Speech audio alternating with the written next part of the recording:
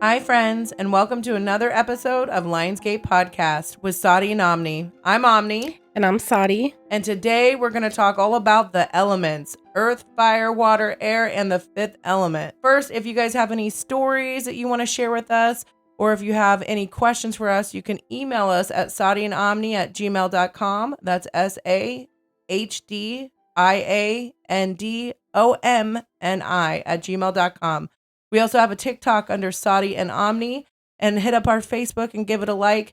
It's Lionsgate Podcast with Sahdi and Omni. All right, so we're going to get started with the fifth element, Sahdi. People call it different things. Some people call it the fifth element. Mm-hmm. I just think of the space element as where all of the other elements came from. I always think of the movie, The Fifth Element. She was hot. Yeah, I was going to say because she's hot. Right. But ether is the main element that all the others were birthed from. Mm-hmm. So the oneness of everything in the universe is held together from it. I actually looked up the definition through different cultures and different beliefs. And according to ancient and medieval science, ether, also known as the fifth element or quintessence, is the material that fills the region of the universe beyond the terrestrial sphere. But it was thought to be perfect and unchanging and divine, and that made up the celestial bodies and the heavens. I mean, that kind of is the same thing, Yes, but same thing. but an example is the ether realm, which was believed to be a non-physical world, a dwelling place of higher beings, angels, or deities, which could tie into our dimensions episode, Mhm. a realm of pure energy and consciousness. But in Hinduism, Akasha was the source of all creation and the cosmic memory that holds the history of the universe, considered to be an etheric substance that permeates all things and is the medium through which consciousness interacts with the material world. Maybe like a messenger. It would make more sense that is the fuel that ignites the other elements. Mhm. In Chinese philosophy, the fifth element is also known as Wu Ying, which translates to 5 movements, which are wood, fire, earth, metal, and water, and believed to be the basic building blocks of the universe. In alchemy, quintessence equals pure. They believe that the purifying base metals, that they could transmute them into gold, which was seen as a symbol of divine and ultimate expression of quintessence. So like gold was considered divine. And it still is. And- And gold itself has so much value, it doesn't lose its value. Exactly. So even if we were in an apocalypse, you could Mhm. still trade gold. Mm-hmm. You know? Exactly. Mm-hmm. And That's then, a really powerful element as well. yeah, the last one I have is Hermetic philosophy. They believe it's spirit, but it's the bridge between the spirit world and the divine, the animated force that gives life to all things and key to unlocking the mysteries of the universe, Mm-hmm. which kind of ties into what you were saying, Right. that it is the ball and it branches out into the other elements. Mm-hmm. And it created the Yes. other elements. It's where they came from. To create the circle of Mhm. life. Oh, and also I found out that ether is anagram for earth. Oh, yeah, that's awesome. And I thought that was interesting. I'm like, that's what earth is made of. Earth is a combination of all the elements, and earth is a living organism. Yeah, that's beautiful. So makes sense to Yeah, me. I'm so. dyslexic as fuck. I would never see that. I hated that in school. Yeah, but dyslexia, Yeah. you twist things around. You might have seen it. Yeah, but then I think it says something else. Oh. All right, we're going to start off with Earth. And as I was doing research, I was like, I think it's important that we start with Earth, because I think if you're like a ball in a field and a strong wind comes over, you're going to blow over. If a flood comes, you're going to flood away. Mhm. If fire comes, you're going to burn up. But if you start with Earth and you're rooted and you have roots in the earth, the wind comes, you're not blowing over. Mhm. You're grounded. Yeah, if the water comes, you're not getting washed away. And if you Mhm. burn up, you still have those roots there. Mhm. You're still present. And that's I love that. yeah, it's what came to me when I was doing this research. So, and I thought that, but then you were talking about why it would be important to start with Earth. For the grounding effect as Mhm. well. But I think we should do air next, Yeah. because air is what you should, with my rituals and the way Mhm. that I believe, is that you should always start with the air element. Mm-hmm. Or air element should be the first one that you bring in, Mm-hmm. and the last one that you ask to leave Right. when you're working with the elements. Right. So I think that's perfect. We're going to do 2 parts. Yeah. And you're going to do Earth first for earth the grounding. first, and then I'll do air, and then we'll do part 2 with the other 2 elements. Yeah, with fire and water. Mhm.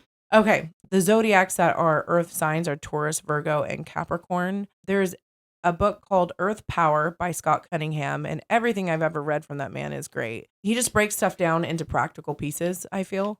So I really recommend that book. I got quite a bit of the information from that book. Earth is a source of energy, and tapping into it is transformative power. In that book, they talk about stone meditation, and I can admit I've never really done a stone meditation. If you hold a stone in your hand, you observe its weight, its color, its texture, and in doing so, you envision the energy of that stone into your body, like flowing into your body, and you're imbuing those qualities. So you're picturing yourself becoming that stone. Mhm. And it's a really grounding meditation. So I'm kind of eager to try it. There's also stone charging, there's full moon charging, there's sun and stars, and also having specific energies. You place the stone in a spot where it can be bathed in the light of the celestial body, and the stone will imbue those qualities. So I think a lot of people have really heard about like charging your crystals under the full moon or the water in the full moon. I never thought about doing stones, but I think this also relates to crystals. And I always think to do it under a full moon. I don't think about the other cycles of the moon and doing in other cycles of the moon, but there are different intentions to that. So with moon energy quality, so for the full moon, you could do it for creativity and inspiration. For the new moon, it's for intuition and new beginnings, developing your psychic awareness. And I put third eye. For the waxing moon, healing and regeneration, emotional and psychic regeneration. And for the waning, protection, releasing and letting go, banishing and releasing negative energy, which I've read through that with the phases of the moon. I just didn't think about charging stones to do it for grounding work. Right. And there's people that are like, I can't remember the difference between a waxing moon and a waning moon. And for Karate Kid reference, I always think wax on, wane off. Okay.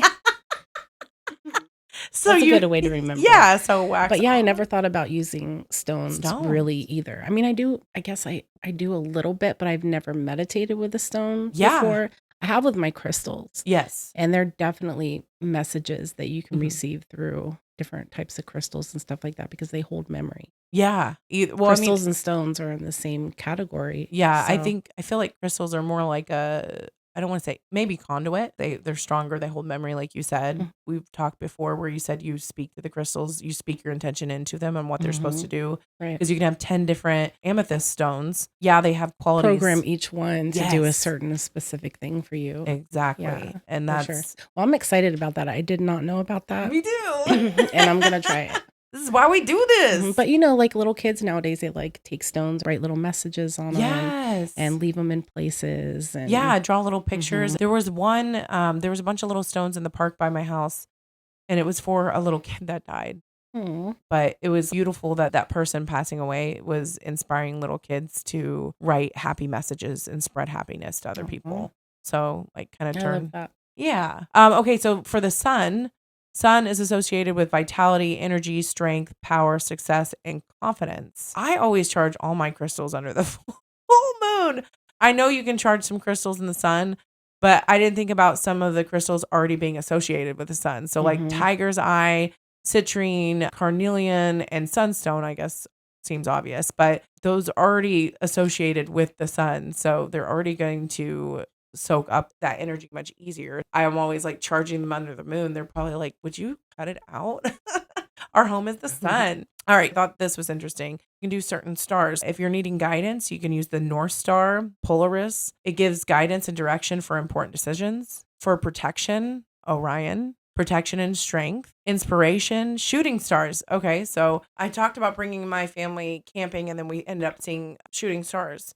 And we all made a wish and it was really special. I feel like whenever anybody sees a shooting star, there's already that tradition to make a wish. It's like very instilled in culture today. For shooting stars and meteor showers even, they're great for inspiration, but they're really good to manifest your dreams. So it's not just make a wish, it's manifest. Right. And I thought that was cool because in the same day, we were burning our wishes in the fire. We were doing a manifestation ritual as a family. And we each got our own little wish and we threw it in the fire. And so that was really cool. I didn't even know that. And I was led to do it. In mysticism, certain constellations or Pleiadians are associated with mysticism and spiritual exploration. They connect to spiritual path or higher self and explore mysteries of the universe, possibly other realms, ? Yeah, me and Chris are both really connected to Yeah, that. I think that's why I wrote He's even got the solar system or the star system on his arm. Yeah. That's why I think that's why I wrote that down, is because I remember you said that you're really connected to them. Mm-hmm. And they're a race of aliens. Yeah. Yes. Just in case our listeners are like, what are you talking about? So in grounding, you can work with, I've talked about this in some of our TikToks, where you don't want to take that walk outside, that you can like have house plants to help get you through the winter. You could talk to them or repot them, just have your hands in that soil, and that helps. You can make a charm bag. We use a small fabric pouch, and some people like to use a color. It's like the pouch color associates with whatever you're doing the charm bag for. So like green is for money, red is for love. And then you add the herbs in. And for example, love herbs are like roses, yarrow, and objects like rose quartz. So you can add crystals. You can do paper with like a love spell written on it. You do that and you charge the herbs and the objects before placing them in the bag, and then you meditate with intention. So charging with the sun or the stars or the moon. So charge those herbs, charge that crystal, or you can use a stone. And then seal the bag by tying it, or some people like to use wax. And if you're going to use wax, same thing, like love spell, use red. And you can put it in a jar too. A lot of people like to put their spells in a jar and then sealing it with wax. So you can activate it by meditating it and hold it in a hand and visualize your intention filling the bag, and then carry the bag to a place or put it somewhere. So I like to put stuff that I want to be more permanent or to grow slowly. I like to bury that in the ground. Mm-hmm. And when you do that, I mean, make sure the satchel is biodegradable. Don't use a plastic bag or something. Like, don't piss the earth off, because the earth will come for you. We talk about grounding, and I feel like the most common grounding technique, at least for me personally, well, I mean, go for a walk with your bare feet. Mm-hmm. But if you're sitting down to do a grounding meditation, you sit down with your feet on the ground, reconnect with the outside, and envision roots growing out of your feet. Mm. And a lot of the guided meditations I do, they always talk about roots growing outside of your feet and down into the earth. And this really centers you. It's been proven that that earth has a heartbeat, the circadian heartbeat. I feel like maybe I've talked about this before, where newborn babies are put on their mom's chest, and it's been proven that skin to skin contact, that baby hearing mom's heartbeat, literally helps newborn babies live. And I really feel that way with grounding, is that we're just connecting to mother's heartbeat. And so I like to think of it that way. You can use this technique when planting, but think of your fingers as roots. So like I said, if you're stuck inside and you have to like repot a plant or something, or you're just trying to get your hands into some kind of nature to do a grounding technique quickly, I always think of that. You could be in nature as you walk, envision negative energy leaving your body. Think of the negative energy leaving your body when you breathe out, and then think about it going into the earth and the earth transforming it into positive energy. And then when you breathe the oxygen in, that is the positive energy that earth is giving back. You could also eat grounding foods, root veggies or grains. Any of those will help you be centered in grounding. I didn't really even think about different foods associated with different elements. Like the roots. Yeah. Beets and potatoes. Girl, I hate beets though. I really try. I love try them. They're so They're good. so high vibrational too. Mm-hmm. I can just open. Well, I don't really eat anything out of a can anymore. Yeah. But I used to open just like a can of beets and drink the juice. Oh and, my like, God. Eat the beets out of them. They're so weird. They're so gross. I wish I loved so them. Good. I tried, but they're very good for you. Like not only like nutritionally, but like they're the highest vibration food, right? I don't know. Yeah, I exactly believe what their vibration is. Yeah, but, like super. I mean, pretty high. Yeah, because I literally got them because they're super high, and then I was like, I'm not yucking your yum. I'm jealous of your yum because I wish I really liked it. As there is high vibrational foods, there's grounding foods, so that's awesome. If you're feeling a little off or whatnot, just get some root veggies. Physical activity, yoga, hiking, or gardening. And then crystals or stones can be grounding. You can carry a grounding stone, one that's charged, or black tourmaline or hematite that helps absorb or release negative energy. And I wanted to say the tea that we're drinking for this episode is a grounding tea, because you can also use herbs in a tea for grounding. So ginger root, licorice root, ashwagandha, holy basil, chamomile, and valerian root. So I had all of that on hand, except for the ashwagandha. I'm out. But everything else we had in there, and it's yummy and grounding. Yeah, it's really good. But that's all I have on Earth. I hope some of that resonates. I hope some of it helps. I know I'm going to be using some of these tips and tricks, I guess you could call them. So I wrote a book on air. I'm excited. I'm a Libra. So like Libra, Aquarius, and Gemini are air. And I was like, okay, I want to do water because I resonate with it. I want to research all about it because I feel drawn to it. And then you were saying, okay, well, I just want to make sure I have fire. And I'm a Sagittarius and I'm already connected to the fire energy. Yeah, so. exactly. Yeah. And then I was going to do air, but then Sahdi said something. Oh, you said you're really connected to herbs and gardening. And so I'm surprised you don't want to do earth. And I was like, yeah, you know what? Actually, I do want to do earth because I want to know more about it. Because I feel like as an air sign, I kind of always gravitate towards air. And then Sahdi, when she was researching, she's like, and fire is her sign. She's like, I couldn't stop researching air. And I'm like, this is amazing because I'm an air sign. So I'm like, I want to hear all of it. I've been doing shrines and, spell casting and things like that for a lot of years. So I always use the elements. But it was pretty cool to like get more in depth with it. And then it was bringing up things. I was like, oh, I already knew that. Yeah. But I haven't put that into place within my practice for a while. Yeah. Because sometimes you'll learn things and then you forget. I do that all the time. I'll have to re-listen to some of our episodes and I'm like, oh, yeah, dude. I forgot that, and I'm the one that did the research on that. Right. I'm the one that made that up. Yeah, I'm the one that connected those dots, and I forgot. Right. So air, the air element, and I think it's really cool, too, because we're coming into the age of Aquarius, right? And so it's the age of hope and technology and the internet and the cloud. Like, if you think about it, and it's a time when humanity is supposed to be taking back control of the earth and its destiny and of its rightful heritage of this planet. So air is also connected to your throat chakra and your chi energy. Oh, I didn't know. That's what you said I needed to work on in our last reading. No, my throat chakra. And because if you think about it, when you're using air energy, of course, it's like the wind and the air element. But it's also your voice and your words. It's also connected to your mind. Yeah. You have to think something and you speak it into existence. It also has to do with like telepathy and just control of your mind in general. Oh, I never thought of it like that. That's crazy. Because I talk about my ADHD all the time and like techniques and stuff I've been working on.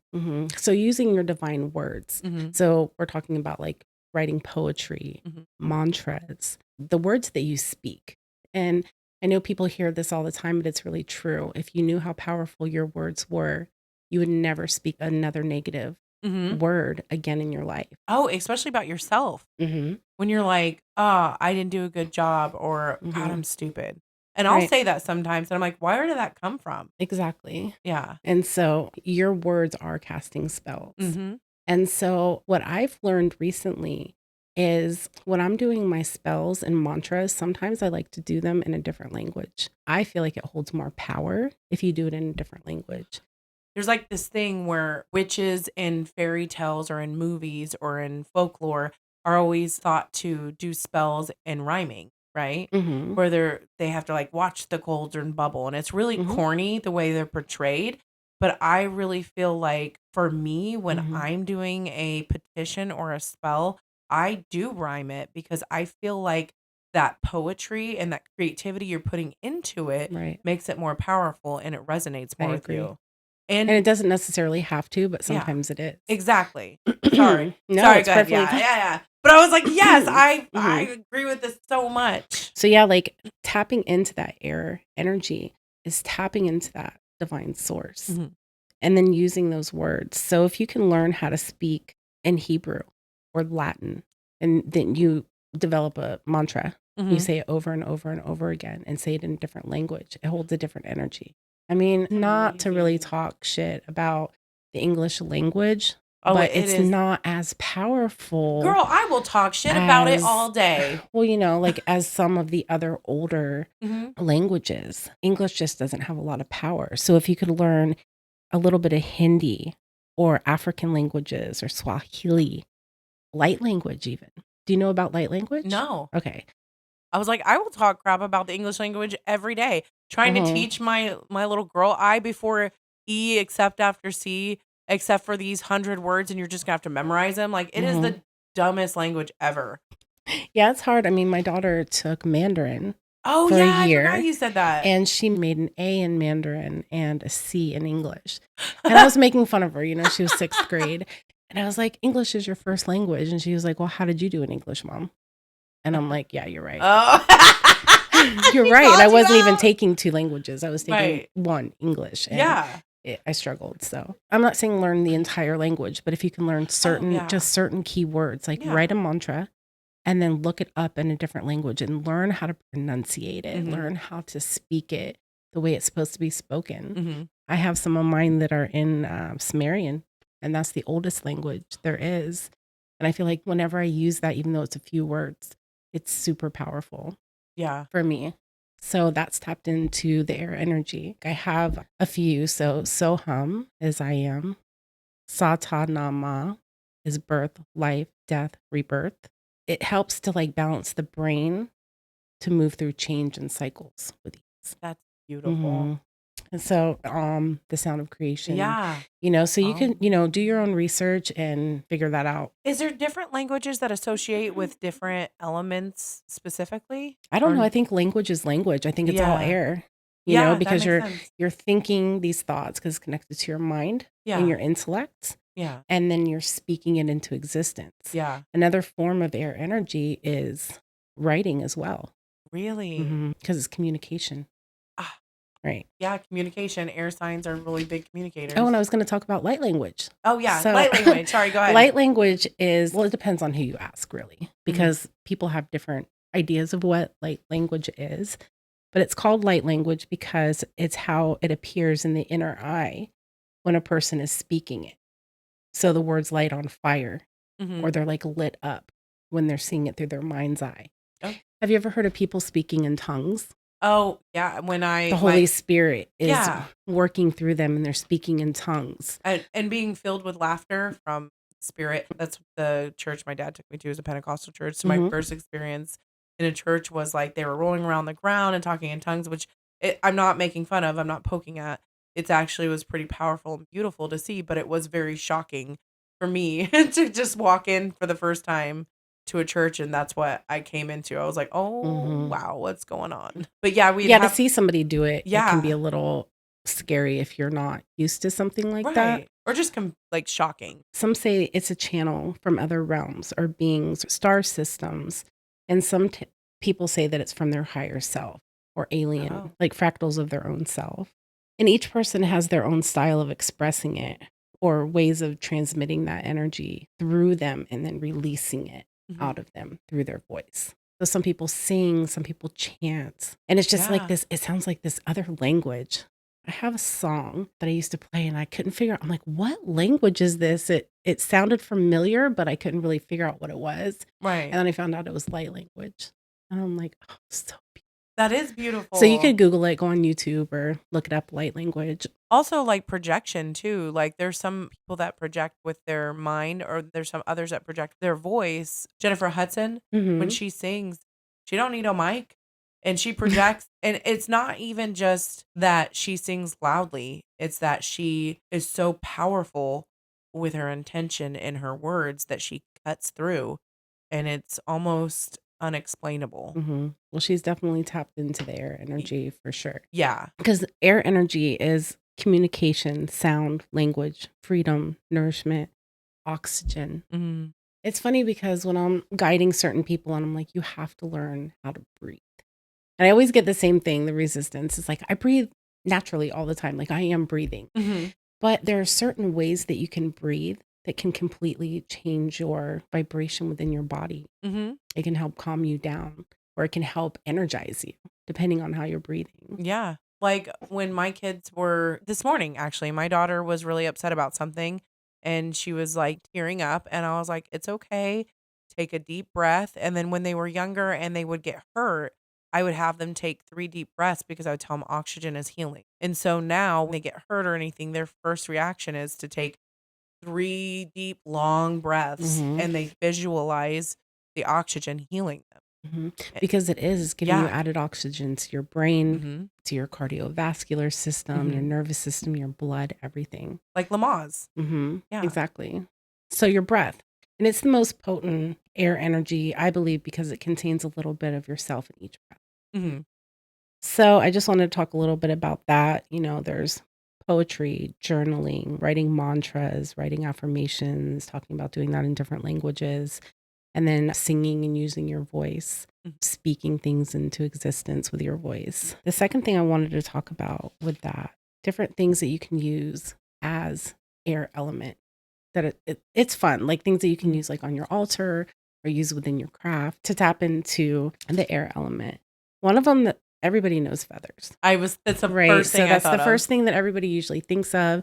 And any kind of person that's doing like magic or rituals or altars, they usually have a feather of some kind on to represent the air element. What I recommend if you're going to use a feather is to go a little bit farther than just picking a feather and putting it on your altar, because different birds hold different energy. So say you want to use an eagle feather, I would recommend like tapping in to an eagle. Go to a place where you can see eagles and be around them. Read about them, really learn about their energy. It reminds me of like learning about using bones in your craft. Really talks about making a connection with the spirit to the animal. So do you mean like that? That's exactly what I mean, like Okay. really tap in. So, and then there's some spells that you do in the daytime. So you want to use a feather from a bird that's more active during the daytime. Oh, okay. Right? Or so if you're connected to a certain kind of bird, you might be able to go to a zoo or go bird watching and really tap into the energy of that bird that you're using the feather for. Or like if you're going to do a spell at night, use an owl feather. Yeah, that's maybe always or like something owls? like that. Is that the only one that I'm trying to think of other birds that are there nighttime? might be. I mean, I would think of an Yeah. owl. Well, yeah, and owls are really or you could use something from a bat. But you can use anything that has wings, like a feather, you can use that, of course. But say you have a really strong connection to, say, an eagle or a crow or a raven or something like that, and you have a strong connection with that animal, every time you pick up that feather, you're really going to be bringing in that air energy with them because you have a connection to that animal. Yeah. I was thinking about how I was like, I want a pet crow. Like you watch all those videos of people befriending crows. I want that. I had one time. It was a baby. Oh, you have all the cool little pets. I'm jealous. It was fun. He ate dog food. What? Yeah, like wet dog food. Well, I was feeding him like this special mix when I first got him from the vet, and then they said I could start feeding him dog food. Wait, so where did you get him from? And like worms outside. And he was a baby? And you rescued him? Yeah. What happened to him? I'm not sure after I let him go. Oh, I thought you were going to tell me he died, and I was like, No, I released him. Okay. Yeah, after like a month or two. That's amazing. Yeah. If you have this connection to the, and you don't even have to use a bird specifically. Like I said, you could use a bat. You could use butterfly wings. Oh yeah, I've heard. And then I've got some like cool little things that you can use that a lot of people don't think of. Because okay, of course, the feather is the very first thing most people think of. Yeah. You can use things like bubbles. Oh. So you can think something and then use your bubbles to send them out into the universe. It reminds me of the lanterns. Like the Chinese lanterns. Yeah. Yep, exactly. You can also use wind chimes. So if you have wind chimes outside, I do. You could get creative with it. If you're not creative, you can use a Sharpie and you can write messages like of protection or messages of love or messages of different things on your wind chime. Bitch, be or gone. You could get really or you could get like really creative with it and use like different kind of paints and things like that and make it a permanent part of your wind chime. So every time the air energy, wind blows through the wind chimes, it's sending that message. I love that. I don't have wind chimes. My neighbor does, but we're connected, so they're mine because I hear them. And then dandelions too. Things like dandelions. Yes. There's blow and make a wish. Yeah. There's energy within dandelions as well. It's funny how there's spiritual stuff tied into all of this that's very incorporated into today's society, and we don't even think about it. Like blowing out candles, exactly. Like birthday candles and stuff. And you can do that any day. You know what I mean? You want to, on a Tuesday, get a cupcake, put a birthday candle in, and make a wish. Yeah, because it's just a wish candle. Yeah, and then give the cupcake to a deity or a goddess or something like that, and then that's such a good idea. Yeah, give an offering. Ganesh, of doesn't he like cupcakes? he loves cupcakes. Oh, yeah. Yes. And then there's incense and herbs, Okay. of course. So you can use different kinds. The smoke from them can be used to infuse your magical spells and things like that, clear the air and all those other things. So that's connected to air energy. They also carry messages into the universe or to deities. They're used to summon spirits, cleanse spaces for divination, or to reach altered states of consciousness. So you can use different kind of herbs to help and breathe in that smoke. You know, there's sage and holy basil. It's the sacred plant of Vishnu, and many believe that the goddess lives within it. It's kept near temples and used to purify and sanctify them. And even churches and things like that, they're burning sacred Even herbs Catholics. for smoke. Even Catholics. Mhm. They have the little thing that they Right. throw around. You know? Mhm. Somebody knows what I'm talking about. So yeah, you find them in the homes and temples of people Yeah. that practice those traditions because there is something to it. And that's a part of air energy as well. And then there's like mugwort to help with dreaming and astral travel, blue lotus flower for ascension. And I heard that wild asparagus root is used by the yogis and it helps with astral projection and moving into alignment with your life. Dude, there's wild asparagus root all over the highways. You better go get some for us. Yeah, but I'm always worried that there's like something wrong with it. I want to grow it myself. Pesticides or something. I don't want it to be wild. Can I tame some? Maybe I'll grow some in my garden this year. So then there's blue lotus, and it induces the theta brain waves. So when you're inhaling the smoke from the blue lotus, say affirmations to yourself because it's helping to program those thoughts and those words into your brain. To help you manifest. Wait, so you burn it and breathe it in? Burn it like you burn sage or anything like that. And as you're saying your affirmations, you're burning. That's crazy. The blue I always lotus. drink it. We drink it. Mhm. I've put it in our teas before. Burn it when you're doing your affirmations because it puts yeah. your mind into theta. And that's when your brain is most open to programming. So program it with what you want to program it with. So you should burn that and breathe it in when you're learning your mantra in a different language. Exactly. So you remember how to say stuff. Yeah, for sure. Ooh, ideas. And then there's perfume as well. That's air Ooh. energy. Yeah. Right? And you can use it to attract or protect or repel. Vanilla stripper body spray that I wear. That smells so good. Yeah. I love vanilla stripper. And then fart when you want people to go away. Oh my God. All right. So, but yeah, perfume. That's one thing that a lot of people don't think of when they're thinking of air energy, things to put on their altar. Yeah. Yeah, you can use it for everything to attract, protect, repel. You can use it to attract good energy, lift the energy of the room, or invoke energy. What do you mean by perfumes. Invoke energy? It's kind of like how you would use it with the smoke. With Okay. the incense and herbs and different okay. things like that. So you can use different types of perfumes. Like I like to use amber and different things like that. I burn amber, but I also I like to use it as a perfume as well. Yeah. To kind of like invoke the spirit that I'm trying to manifest, draw to me, or the energy that I'm trying to draw towards me with that amber. Because a lot of smells will invoke memory too. Mm-hmm. So that. Yeah, exactly. Yeah. Clear quartz crystals too are also associated with air energy, moldavite. Singing bowls, bells, drums, or other musical instruments are deeply connected to the air energy. How have I not always said that? I've said that probably 100 times on this podcast alone, how I resonate with singing bowls all the time. When you're dealing with air energy, it's all about communication too. So how can you communicate? You can communicate through music, right? Even if it doesn't have any words. So for my air element, I always like to have like a piece of paper or like a little notebook and a pen to write with, because when I'm channeling at my air altar, I'm getting messages from just pulling them out of the air. Now they say, oh, that came out of thin air. Yeah. I don't even know where that came from. They're connecting to the air element and the air energy. I know. That's Isn't where that it's a coming weird from. saying? It's like through the air. Like we talk about internet and the cloud. Yeah. Radio frequencies going through the air, and other people's thought processes are flowing through the air, and sometimes you can catch them. Yeah. If you're in the right state of mind. So you can use like elements like at your altar and just have like something of air, or you can create like a whole air altar if you want to. And that's where you keep all of your air things. So on mine, I like to keep like perfumes, oils, like I said, crystals, and singing bowls. Yeah. And I usually put them by a window. I've heard of witches' bells that you put at the front door and it wards off bad negative energy. Yeah, so you can take that and get really creative with it too. Oh, I plan to. And when you ring a bell, it like clears the energy in the room. It also gets the attention, a spirit or deity that you're trying to work with. It's a little rude though. If you're trying to get a deity's I mean, not attention. really. It's all your intention. Yeah, that's your it, like, you know, hi. kind of like clearing the energy and ringing the bells and bringing in, like, some people beat drums. Yeah. You know, some people chant. You can do all of the above, singing bowls and things like that. So those are some things that you can use. And then there's also, you know, just connecting to your breath. And I think I briefly talked about that a little while ago. Going outside and just feeling the wind on your face.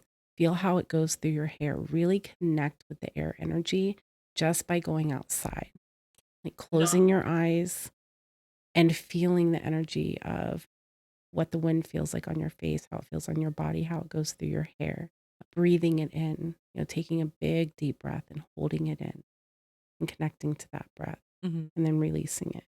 So meditating in the elements is really helpful to have you build a connection with the air energy. And I mean, oxygen alone, you know, it all starts with a breath from the instant that we're born. It's the most highly addictive drug known to mankind. Really? Like, period. Like, it's a controlled substance. When they do oxygen, if you think about that, you know, and you're addicted from the second you're born, you take that first hit of oxygen and you have to continue to keep breathing. Yeah. Try to go 3 minutes without air. If you think it's not an addictive drug. Exactly. You can't. Well, we had talked about how beaches are really high vibrational, one of the highest vibrational places you could be in our episode about vibrations and frequencies. Well, in my research with water, and I won't skip ahead because I want to finish with air, but one of the reasons why I feel in this research that that place is so high vibrational because it's where elements really connect. Because the waves are coming in, you're walking on the earth, and it creates this air. And there's always ocean breeze and the sound of the ocean. Talking about the beach and the air there, so there's some power locations that you can go that really help you tap into the air energy as well. Mountains and hills are highly spiritual places. Like temples all over the world are built on hilltops and elevated locations. Just going to an elevated place taps you into the air element physically. You know, the air gets thinner and the oxygen is different and higher elevations. And spiritually, you can use these places to astral project. So if you haven't learned to astral project, you can use your mind during meditation. It's like, because the mind is air energy. My mind's if that makes crazy. Sense. I got a tornado in my brain. Yeah, so if you can learn how to astral project, you can astral project to these places if you can't get there in your physical body. I keep thinking of Chicago, to Windy City. Connect to the air. Go to Chicago. It's windy. Right. And then places that are usually more windy, like beaches, lakes, waterfalls, are also good places to go. They represent movement, change, and action. So going to the top of a waterfall and meditating there and tapping into the air energy is really sacred. And it's really powerful. Schools and colleges, and people wouldn't really connect that. Libraries, schools, colleges, they're places of higher learning. So they represent mental aspects of air. Learning, intelligence, communication, logic, creativity, spirituality, depending on the building. Wow. So if you can go to places like that and just I never thought about connect that with either. the energy of that. Courtrooms. Really? Yeah. Fuck that. And No, I know I'm just people kidding. wouldn't think that, you know, but there's communication and judgment there, right? And justice. Oh, Libra scales. Mm-hmm. Okay, Libra's The air scales, sign. exactly. And if you go to a courtroom, you see the goddess of justice. She's sitting there and she's wearing a blindfold and holding a sword and scales in most courthouses. So it's connecting to their air element. Yeah. Concert halls and music venues in these places embody creative aspects of air. Oh, yeah. You know, and especially if they're set up with the acoustics that are just like, I've had experiences where I've been the Memorial Coliseum in Portland. And that place, the acoustics is through the roof. And I astral projected. Really? At a concert there. I was going to say. I literally came out of my body. And because the music just like moved me out of my body. So the energy in a place like that, because music is connected to it, and the energy of that. I was going to say, I saw Cirque du Soleil and cried. I was like, I've never astral projected out of my body because of a sound. Right. And then, airports, because it's travel and movement. Oh, yeah. So just sitting in an airport can bring you closer to the air element vibration. It's a perfect place. If you can even get into an airplane, take the window seat. You know, oh, I always do. It's a perfect place to practice air magic, is while you're in the air. Yeah, that makes sense. And then spiritual centers, churches, temples, things like that, especially if they have a bell tower on top, or if they use flowers, incense, bells, music, singing, things like that. Churches have bells at the top, a bell tower? I don't know the exact reason why they have them, but it's connected with air energy. Because I always wondered why they have bell tower at churches. That's funny. Because it connects the air energy. Yeah, they're using their little their smoke things and everything. They're doing witchcraft. Yes, they are. They might not know that they are, but that's what. And witchcraft is just connecting to earth. Yeah. And the elements. Yeah. They just call it witchcraft or paganism or whatever. But it's all connected. Yeah. And people have been connecting to these elements since the beginning of time. Exactly. And then when you're casting spells, if you're into that kind of thing, the air energy is the first to come into the room because you're bringing in that air energy of protection. And then it's the last energy that you ask to leave because it's very protective energy. And if you're working with elemental guardians, that's what you call on when you're casting your spells or casting your circle or doing any kind of ritual or magic. So they aren't necessarily thought of as gods, but they're very close to gods. And there's several names for them, the rulers of the royal classes. So there's guardians, watchers, keepers of the watchtower. And they also sometimes are thought of as angels or daimons and enlightened spirits of the dead who choose not to reincarnate and instead choose to work with humans and their desires and help with their ascension. So it's like in the craft when they invoke the elements and they're like, hail to the guardians of the watchtowers of the north, feel me. Yes, exactly. And then they're invoking the spirit. So that was like a real of thing. The elements. That's a real thing. I always thought it was just like them making stuff up. No. And that's why whenever you're casting spells or doing rituals or anything like that, call on the element of air first. Because the air spirits embody new beginnings and they activate the space in your circle or in your space. Right. They facilitate a connection with other spirits. So including the other elemental spirits as well. So you invoke the air, and you invoke the other three. Right. So yeah. And then fire. And they also protect you from harm. So you bring them in first. Yeah. To protect you. And then you call in the other elements. And then they're the last ones that leave. It's funny because I'm air sign and I'm super protective. I will stand up for people less able to than I would stand up for myself. And have you heard of daimons? I've heard. I mentioned that too, because the keepers of the watchtower and the daimons. I've heard of them, but I don't know much about them. They're all over the place. So they're in religion and they're in psychology and they're in mythology and literature. And it's just, it dates back to ancient times where people, they have different variations of how they say the word, but it's not demon. It's daimon. Okay. And different people have different concepts of it. Yeah. And psychology, Charles Jung, who we're going to be talking about in our last season when we talk about shadow work. Yes. He said it was the unrest that exists in all of us, which forces us into the unknown, leading to true self-destruction or self-discovery, the journey and the transition from innocence to experience. So he's looking at it more from that aspect. And then in Greek mythology, they say that it's a spirit that watches over a person or a place. And then in Tibetan Buddhism, they say a guardian or a deity that the lama or the monk has a secret relationship with. Like a special relationship? Well, like a sacred relationship. Okay. But it's just between those. It's just between those two. Like, okay. And so like if you're a monk or you're Dalai Lama or you're a lama of some sort, that you have a secret relationship with your daimon.